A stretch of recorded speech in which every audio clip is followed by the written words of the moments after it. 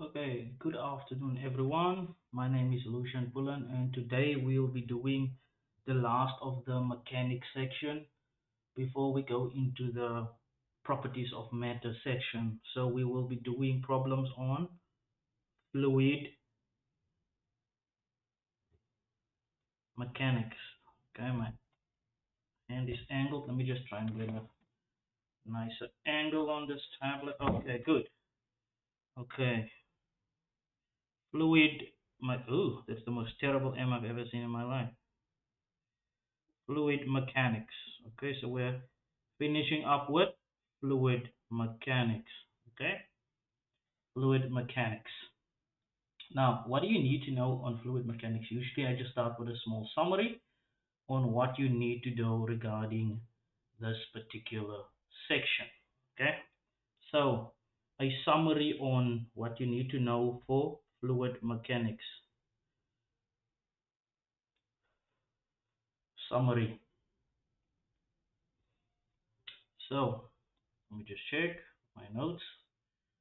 And by notes, I mean the textbook. This is straight from the textbook. These summaries of your prescribed textbook by Sawa and Jewett. Now, first, what you need to know is the pressure changes in a substance according to the depth that you are at. Now, the pressure in a fluid, usually it's just a fluid. Now, the pressure in a fluid at rest, it should not be flowing. So the pressure in a fluid varies with depth according to the following formula. The pressure, that is the final pressure is equal to the atmospheric pressure plus the density of the fluid multiplied by the gravitational acceleration multiplied by the height beneath or immersed in the fluid. Okay, and just note if H is 0, that means at sea level, then the pressure is just the atmospheric pressure. And then of course you have from this Pascal's law, which states that when pressure is applied to an enclosed system, the pressure is transmitted undiminished. Okay, so the pressure does not diminish inside a closed system. So this is how the pressure changes in depth. This is how the pressure varies according to depth. Now, how do you care? According to Archimedes' principle, the magnitude of a buoyant force B, we did this the last tutorial of mine, buoyant force is equal to the density of the fluid multiplied by the gravitational constant multiplied by the volume of water or fluid displaced. The volume displaced. Okay. And then finally, you guys don't do Bernoulli's equation, but you do, or I should think that you do the flow rate through a pipe.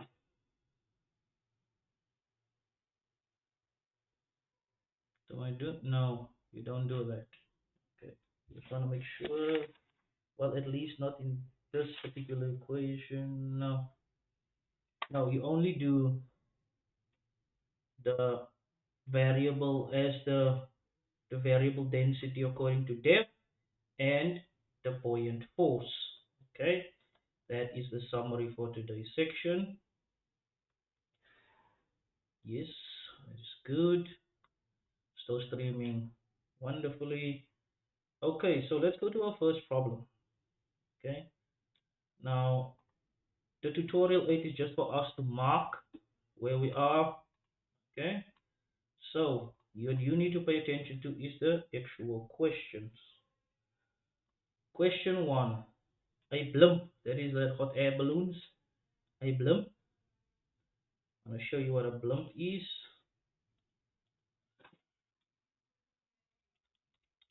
That they have in mostly in cartoons. You only see them mostly in cartoons nowadays, or at huge soccer or not soccer at over stadiums and so. This right here is a blimp. Let's just take this Goodyear blimp. That, ladies and gentlemen, is what a blimp looks like. It's those huge uh, balloons. Now back to fluid mechanics. So a blimp is filled with 200 cubic meters of helium. Okay, so this blimp is filled with 200 cubic meters of helium. How much mass can the balloon lift? Now, in order for you to calculate that, you need to know certain things. Okay, but they do tell you the density of helium is 1/7 that of air, and that the density of air is 1/800 that of water. We do know what the density of water is. Now consider the mass of the balloon to be negligible, which is not in reality, it is not, but in this case we consider the mass of the balloon to be negligible. Okay, so first of all we need to work out how do we calculate this problem, or how will we calculate the what is the first of all, what do we want? We want to know what is the mass that this balloon can lift. Okay, in other words, what is the buoyant force of the air? Okay, what is the buoyant force of the air?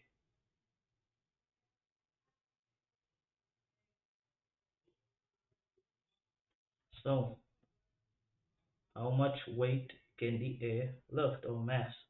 First of all, we need to calculate what's the density of air.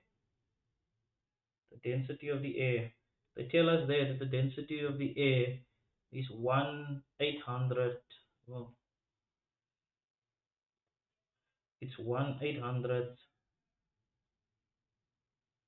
the density of water. That's the density of the air. That's what they tell us. Now 1/800 the density of water. The density of water is 1,000 kilograms per cubic meter. So 1,000 divided by 800. Let's check on the calculator.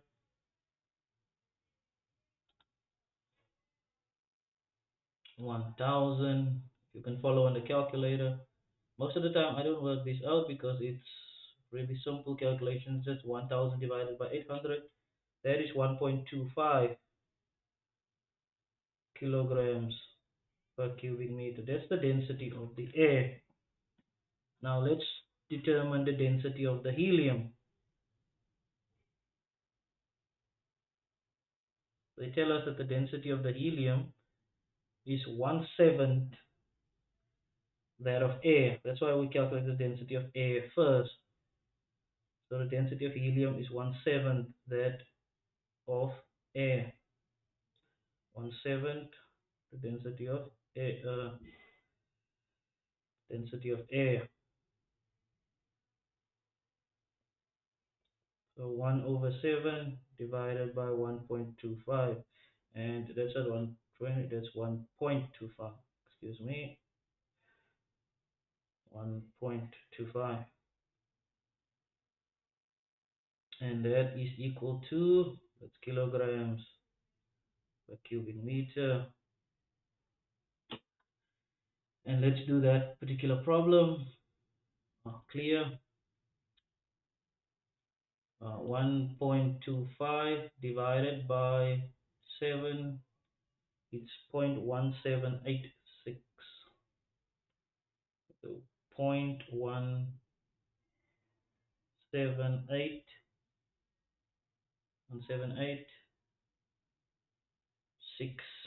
okay, kilograms per cubic meter. There we have the density of air and we have the density of helium. Okay. Now we know, according to Archimedes' principle, which we stated earlier on, that the buoyant force is equal to the weight of the air displaced by the blimp. Okay, the buoyant force is equal to the weight of the air displaced by the blimp,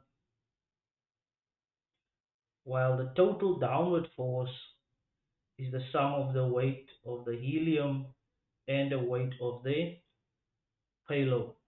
Okay, let me write it.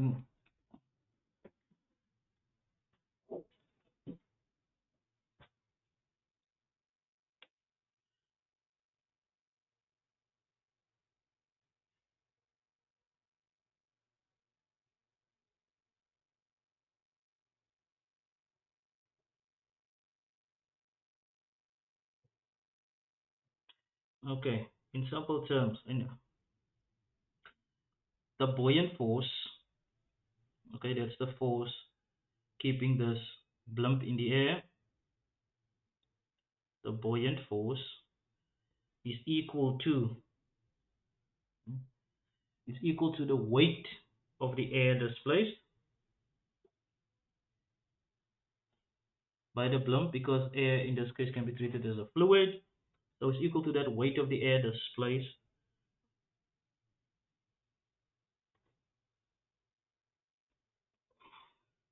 That is equal to the buoyant force.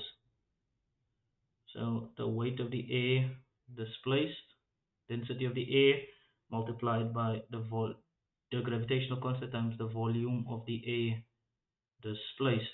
That is the buoyant force.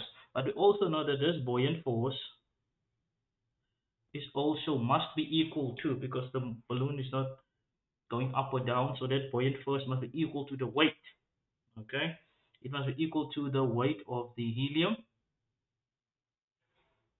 Remember, this thing is filled with helium, so it must be equal to the weight of the helium plus the weight of the mass that this thing is lifting. So the weight of the lift, the weight of the mass that the balloon can lift.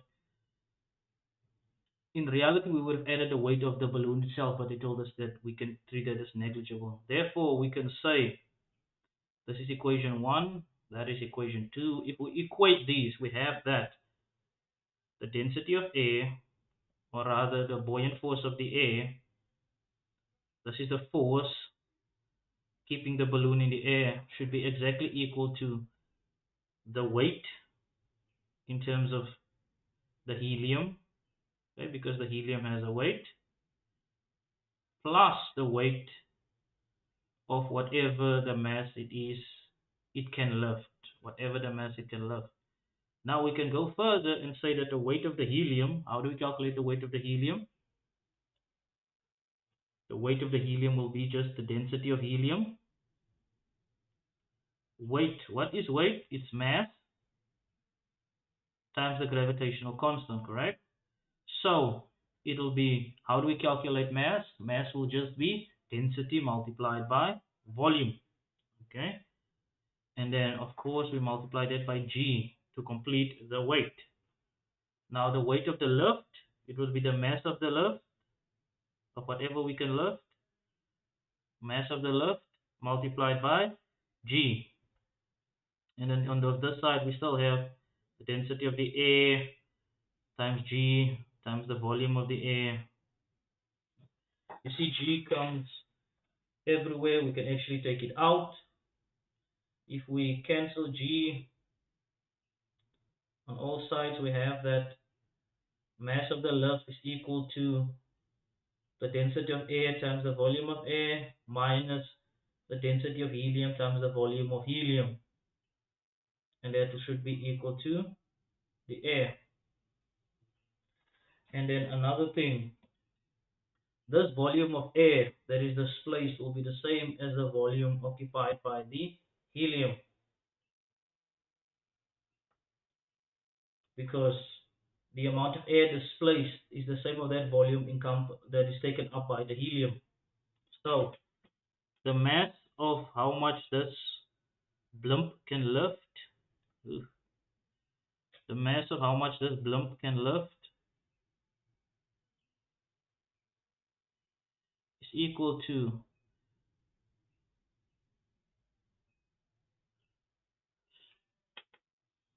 the density of the air, which we worked out, multiplied by the volume of the air.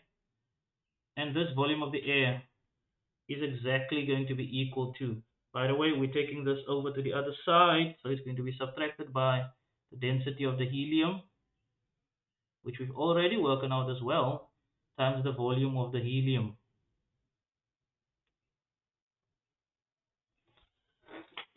We've just rearranged the previous question and we've cancelled the G. Okay, if you don't understand, please go back and check again. Now, since this volume is the same for both of them, we can just put it outside. So, in essence, it will be the density of the air minus the density of helium multiplied by the volume displaced. Now, if we include all the values we've calculated so far, the density of air we worked out to be 1.25. I'm not going to include the units here, but only at the end because I might run out of space. It usually happens. And then the density of the helium we worked out 0.1786, if I still writing this down. And then of course the volume of helium and volume of air is the same, and in this case it's 200 cubic meters. And if you work that out, you finally get an answer of the mass that it can lift. Let's see.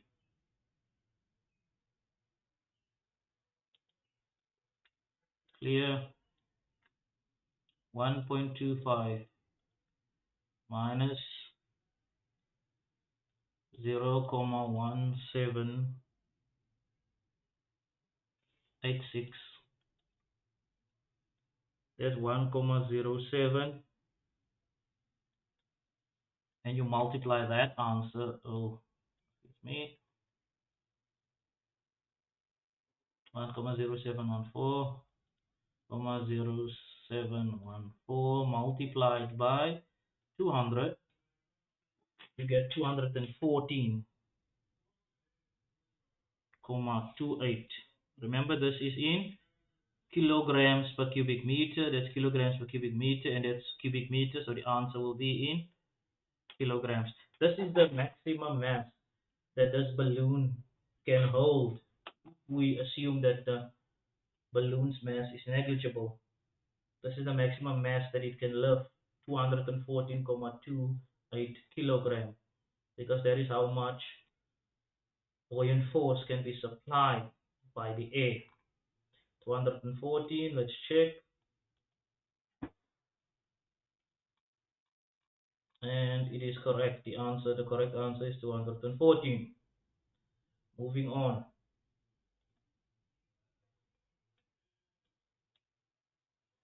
Okay. I want to see something. Yes, the mic is still picking me up. Next problem. So we've done Archimedes' principle on the buoyant force. Next problem. Let's look at what the next problem asks of us. Let me just put my jacket here. Okay, there we go. Better.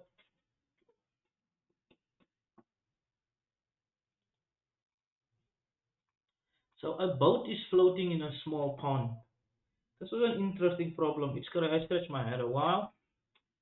A boat is floating in a small pond. Okay, so there's a boat on a small pond. The boat then sinks so that it is completely submerged. What happens to the level of the pond? Does it increase? Does it decrease? Does it stay the same? Would it increase in some cases and stay the same in others, or would it increase in some cases and in others it will stay the same? Okay, so what happens to the water? The boat is floating, it suddenly sinks beneath the water. What happens to the level of the pond? I had to think about this problem a lot. Well, quite hard. And when I checked my answer the first time, I reasoned wrong, and then the second time I got it right. Reason being, I made the mistake of not thinking numerically. Now, according to Archimedes' principle, right, whenever something floats, okay, water is displaced. Okay, let's say we have this boat. Here's the boat, the small boat, It's floating on the water, right? It's floating on the water, so it's displacing a certain amount of water according to Archimedes' principle, and we can calculate the buoyant force. Okay. Now, when the boat is floating, it displaces a volume of water that's equal to the boat's weight. Okay. It displaces a volume of water that's equal to the boat's weight because the buoyant force is equal to the density of the water times G times the volume of water displaced. Now the density of water times the volume of water displaced, that is mass. And the mass times G is equal to weight. So the weight of the water displaced while this boat is floating, let's say that is equal to, so that is weight. So the weight is equal to the weight of water displaced. That's equal to the weight of the water displaced. Right? So that's equal to the weight of water displaced. Now, when the boat sinks, this is when the boat is floating. When the boat sinks, the, you know the inside of the boat is hollow, right? When the boat sinks, water gets into all of those crevices, okay?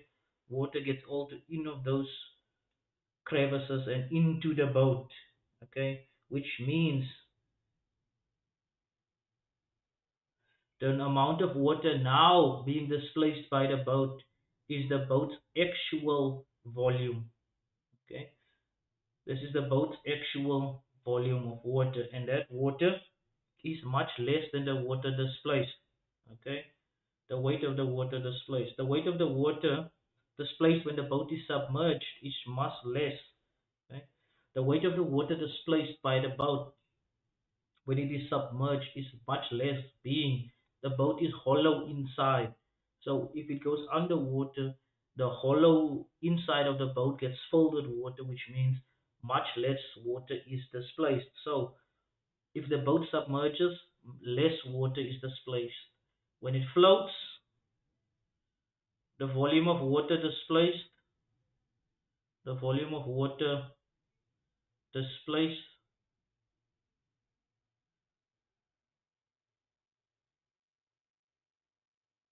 floating. When floating,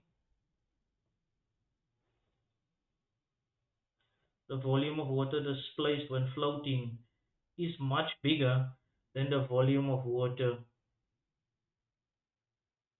displaced when submerged. When submerged.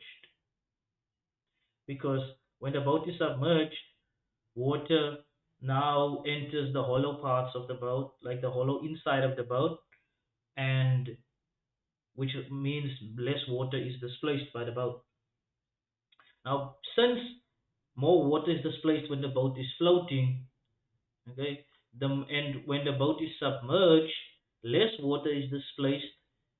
It means that the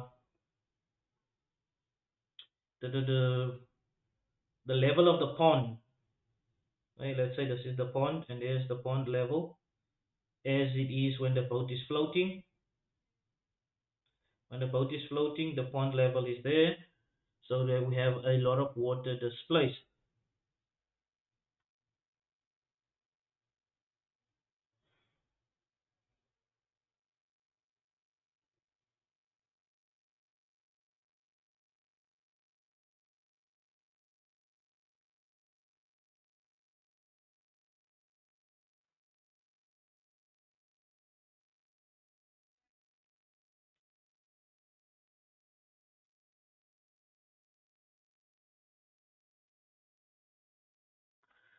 So that's the level of the water when the boat is floating. I was just checking something. Yes, it works out.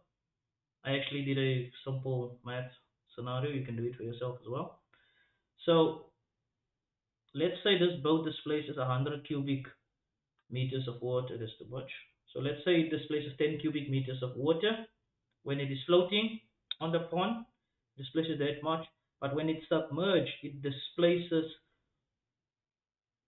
much less water In this case, let's say this place is only 3 cubic meters of water, which means,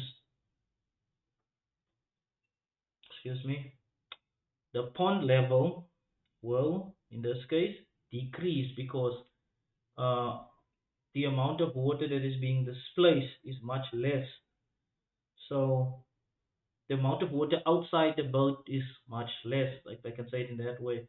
There's more boat water inside the boat now, which means the amount of water is going to decrease when the boat is submerged because more water is inside the boat now. So the pond level will decrease. Okay, I hope my reasoning makes sense. The pond level decreases because the volume of water displaced by the floating boat is much more than the volume of water displaced by the submerged boat. So when the boat submerges, less water is displaced, meaning the pond level is decreased. Number three,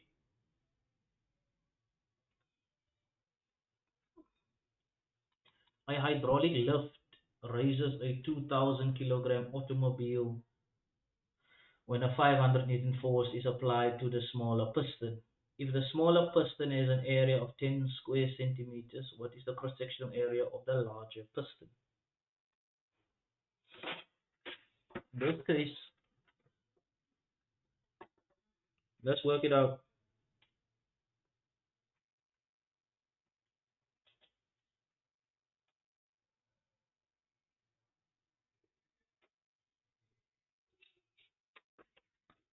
And this is according to Pascal's principle. Pascal's principle states in a closed system, the pressure is undiminished throughout the system. Okay, so a hydraulic lift, it raises a 2,000 kilogram automobile. Let's first calculate the weight of that 2,000 kilogram automobile, the weight of the car. The weight of the car is equal to mass times gravitational acceleration. In this case, it is 2,000 kilograms multiplied by 9,81 meters per second squared. So it is 2000 times 9,81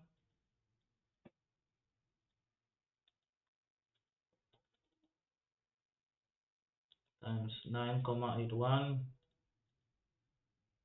19,620, 620 newtons. That is the weight of that car. Okay. Now when a 500 Newton force is applied to a smaller piston,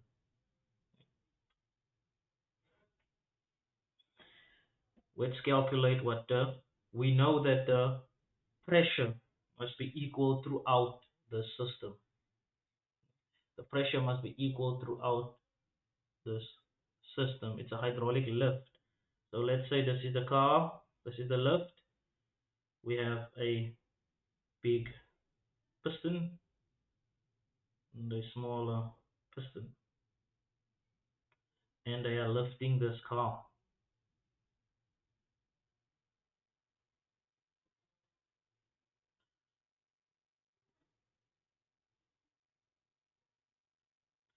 There's the car, and these pistons are lifting the car. And we have that the smaller piston is a cross-sectional area. Now, according to, well, in actual fact, there will not be a closing there. It will be open. So, we know according to Pascal's principle, the pressure here will be equal to the pressure here.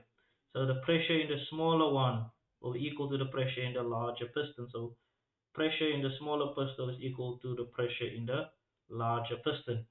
Okay? Okay, that's according to, it's in a closed system, and that's according to Pascal's principle. Now,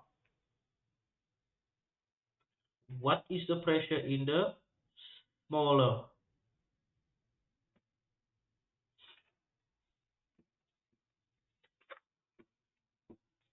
in the smaller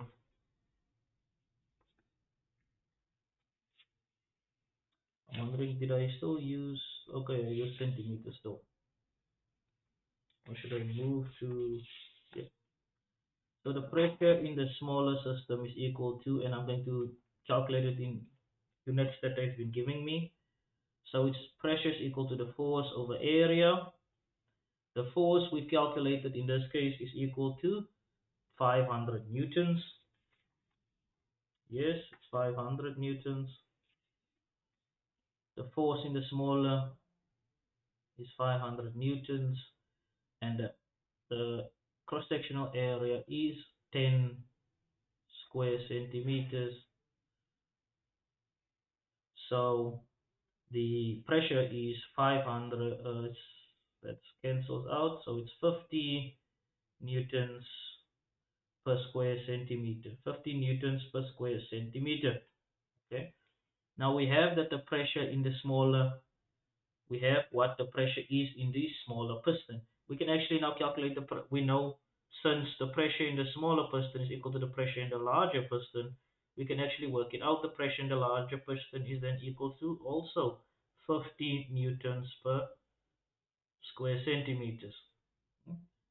And we know that pressure in the larger piston will be equal to the force created by the larger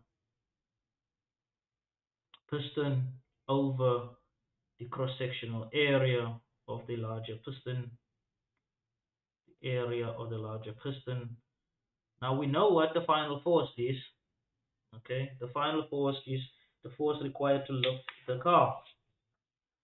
The final force is just the force required to lift the car. That's 19,620. So we need to work out what is the cross-sectional area of the larger piston. It is 50 newtons per cubic centimeters. And we want the cross-section area of the larger piston. If we work it out, the area of the larger piston will be 19,620. 19,620 divided by 50. 19,620 divided by 50. So the cross-sectional area in centimeters of the larger piston is 392.4. That's what the cross-sectional area of this larger piston should be in order to create that amount of force to just lift the car. Okay?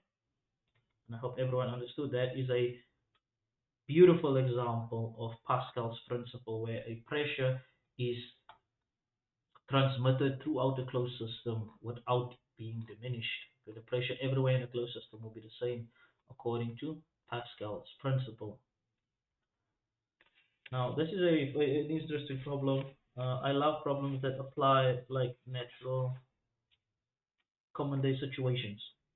Apply what we learn to common day situations. Okay, let's hear number 4. Okay, all people. The problem says all people come very close to being able to float in water. What is the volume in cubic meters of a 50 kilogram woman? So we need to work out what the volume is of a 50 kilogram woman. Okay? How do we do that? In order to calculate the volume of a 50 kilogram woman, we first need to calculate the density of, well, in order to calculate volume, we can calculate it as follows. It's mass over density. So to calculate of the woman, we need the density of the woman. So what is the density of a woman? In this case, in this example, what would be the density of this 50 kilogram woman? Now, an object that comes close to being float. This is the trick. An object that comes very close to being able to float in a fluid has a density approximately the same as that fluid. Okay, So in this case, we can say that the density of the woman is approximately that of the water, is approximately that of the density of the woman is approximately the density of the water, because the trick here was, you need to know that anything that comes very close to being able to float must have a density very similar to the fluid that it is in. The density of the woman, therefore, is approximately equal to the density of water, which we know is equal to 1,000. This is pure clean water, kilogram per cubic meters. Now, that is the density of the woman. The woman has a mass equal to 50 kilograms. We can actually work out the volume of this woman. So the volume, therefore, would be equal to the mass, which is 50 kilograms, divided by her density, which is 1,000 kilograms per cubic meters. And we're going to calculate, so it's 5 divided by 100, that's 0.05. 1, 2, yes, that's 0.05 cubic meters. It's 0.05 cubic meters. 0.05 cubic meters, that's the volume of this woman, this 50 kilogram woman.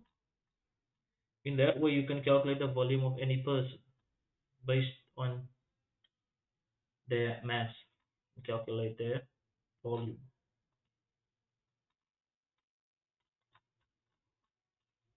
And yes, it is correct, 0.05. Now, I want to check this 0.05. How much is that in liters? I'm just curious now. I just curious. Instead of doing dimensional analysis, I'll just check 0.05 cubic meters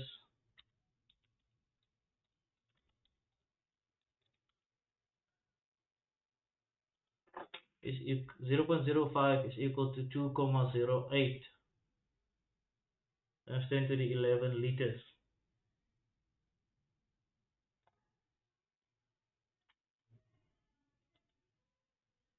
There's 1,000 liters in 1 cubic meter. Right? So let's do it old style.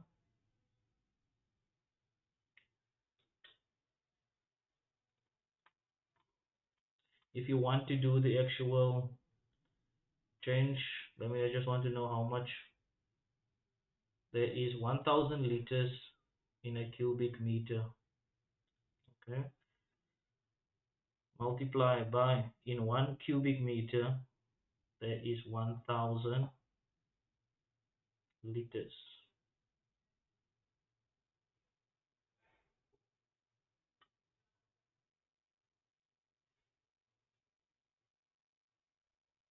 So that multiplied by 1,000. Am I wrong? I just want to check. It's giving me the 1,000 liters. Cancels, that should cancel. That should give me 1, 2, 3, 50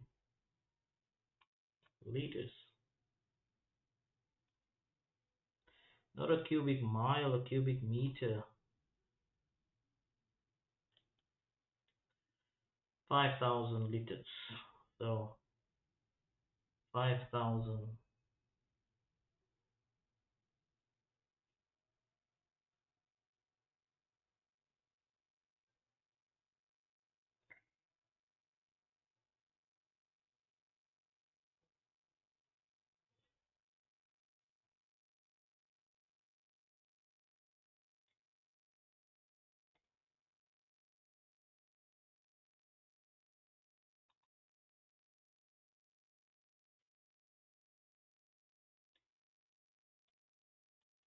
Okay.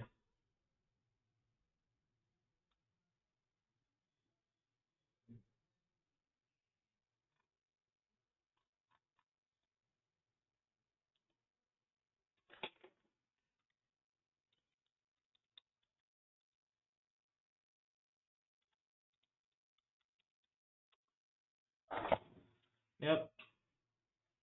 So I was right. They said 5,000. I was right. because that's 1,000, that cancels, that's just 50 liters, which makes sense because I know that 1 liter is approximately equal to 1 kilogram, and this lady weighs 50 kilograms. Okay, so there's approximately a volume of 50 liters in her because 1 kilogram. So if someone gives you their mass, let's say they weigh 70 kilograms, their volume is approximately around 70 liters because 1 kilogram is approximately 1 liter. We can't do a direct thing, but it's most of certain things very close to a liter. 1 liter of water is approximately that, but it does change due to the density of some stuff, right? The tissues in your body. Anyway, question 5. An empty spice bottle. So there's an empty spice bottle.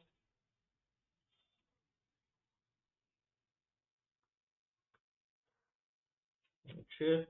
We have an empty spice bottle. It has an inner volume of 1.3 times 10 to the negative 4 cubic meters. It has a mass of 112 grams when filled with air, and it displaces 1.63 times 10 to the negative 4 cubic meters of water when it is fully submerged. What volume of mercury must be added to the empty bottle so that it will just submerge? Okay. First of all, calculate the buoyant force on this. Uh,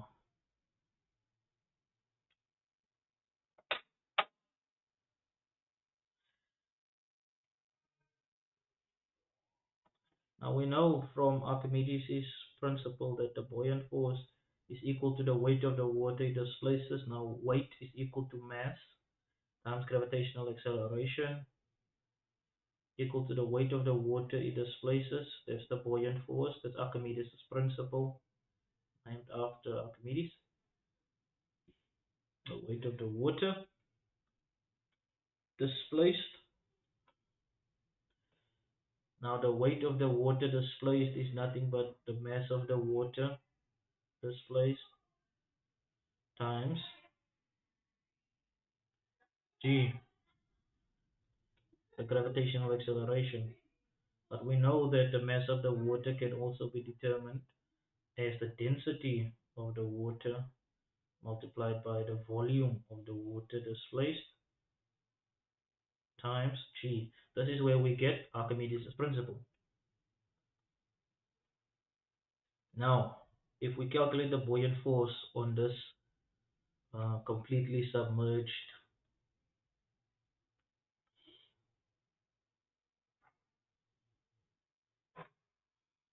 just want to check something. It's a kilograms per cubic meter. Okay.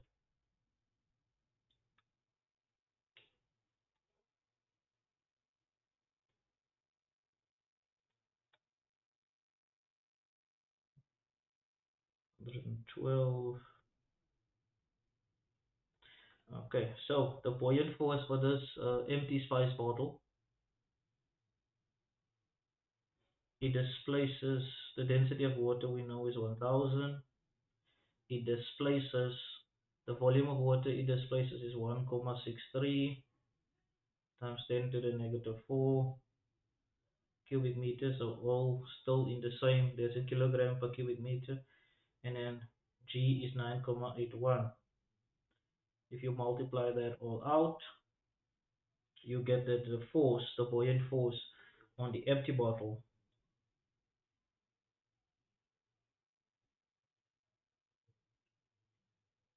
buoyant force on this empty bottle, looks like I'm going to have to calculate it because I wrote it in terms of G. Let's see, it's 9,81 multiplied by 1000 multiplied by, that's 1,63 times 10 to the negative 4.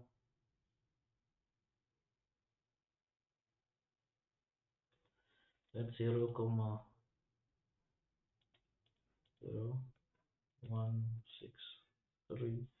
That's 1, 2, 3, 4. Yes. So that is 1.59. Or let's round it off to just 1.6. 1.6 newtons. So we have 1.6 newtons.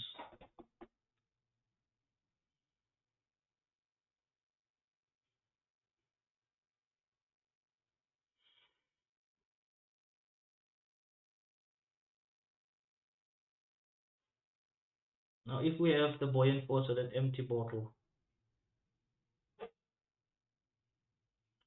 when it is empty, this is the buoyant force. Now we can from this obviously calculate the mass of the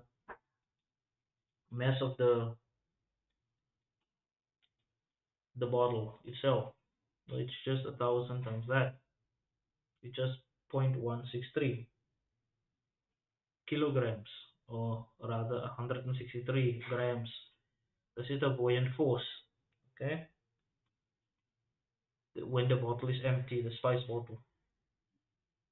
Now they're asking us what volume of mercury must be added to the empty bottle so that it will just submerge. Now the bottle's mass when it is filled with air is 112 grams.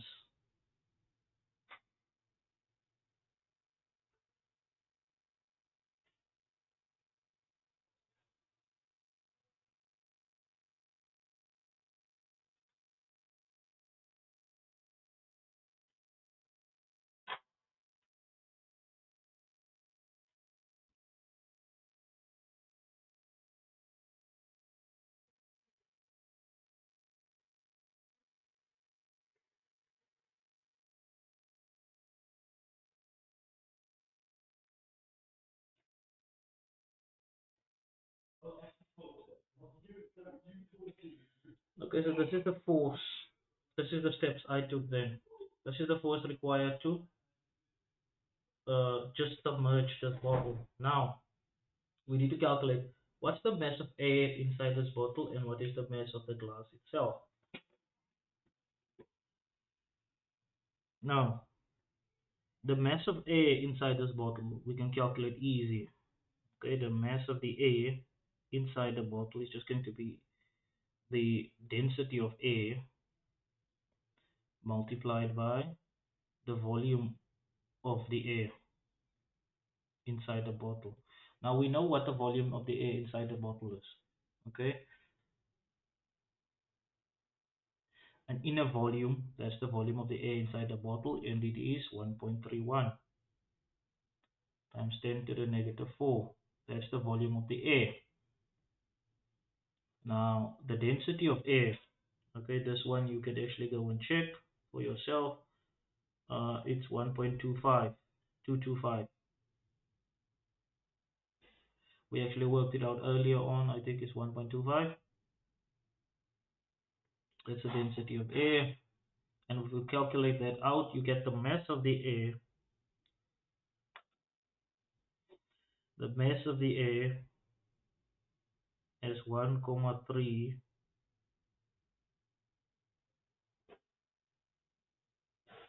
Sorry, not 1,3. The mass of the air. Yeah, my mistake. 0,00016 kilograms. That is the mass of air inside the bottle. Now, what's the mass of the glass? Remember they told us that the mass of this, it has a mass of 112 grams when it's filled with air. That includes the mass of the glass. So we already have the mass of the air. So while we need the mass of the glass, it's just 112, therefore, minus the mass of the air, 0,00016, and that will give you the mass of the glass, which in this case is, by the way, that's grams. So if we want it in kilograms, going to be 112, so it's 0.12. So the mass therefore is 0.1184 kilograms. That is the mass of the glass alone. That's the mass of the glass alone.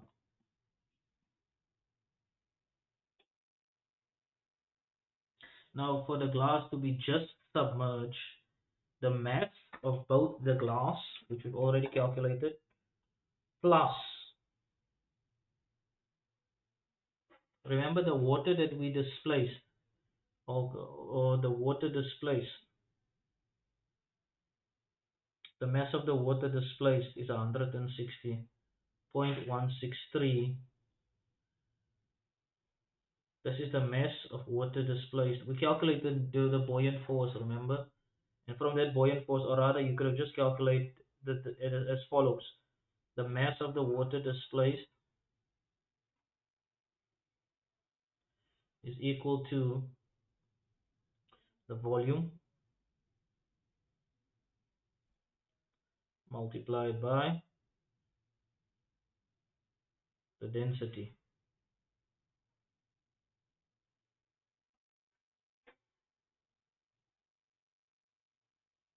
The mass required for it to be,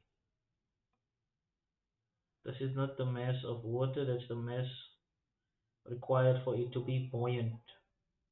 Mass required to be buoyant is just the mass of the water displaced, the density of the water times the volume of the water displaced. In that case, it is density we have as 1,000, and then we have 0.0001163. Yes, that's 1, 2, 3, 4. Yep, 0.0163. Now in terms, that's in kilograms. That's in cubic meters. This is in kilograms. That is 1, 2, 3. So 0.163 kilograms. That's a total mass of that can be supported. So there's a total mass that can be supported. Now we have the mass of the glass, we have the mass of the air, which we were required to calculate the mass of the glass. Now for a bottle to just submerge, the total mass, MT, the total mass must be equal to 0.163 for this bottle just to submerge. The total mass must be 0.163. Okay. Now we know that total mass must be now, if we fill it with mercury, it must be the mass of the mercury, which is Hg, plus the mass of the glass, which we worked out. And we want to work out the mass of this. So these two masses must be equal to 0.163. So 0.163 must be equal to the mass of mercury plus the mass of glass, which we worked out to be 0.11184. Therefore, if we subtract that from that, we have that the mass of mercury that we can fill up to and have it just be submerged is equal to 0.05116 kilograms. That's the mass of mercury that we need to add to just submerge this bottle. Okay.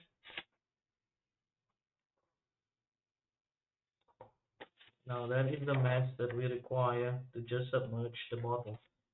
Now they wanted to know what's the volume of mercury. And they gave us, we have that volume is equal to mass divided by density. And we calculated the mass of the mercury that we need. That is 0.05116 kilos. That's the volume, the mass of mercury that we can add. And we have that the density of the mercury is given as 13.6 times 10 to the 3 kilograms per cubic meters. Kilograms cancel, the answer will be in cubic meters, and it's going to be 3.76 times 10 to the negative 6 cubic meters. That is the volume of mercury that you can add to this spice bottle in order for it to be just submerged. And that, ladies and gentlemen, is the end of the session. I hope you enjoyed it and you understood all of the problems. Uh, Please join for the next session. Uh, we hope that this was illuminating. Wish you all the best. See you next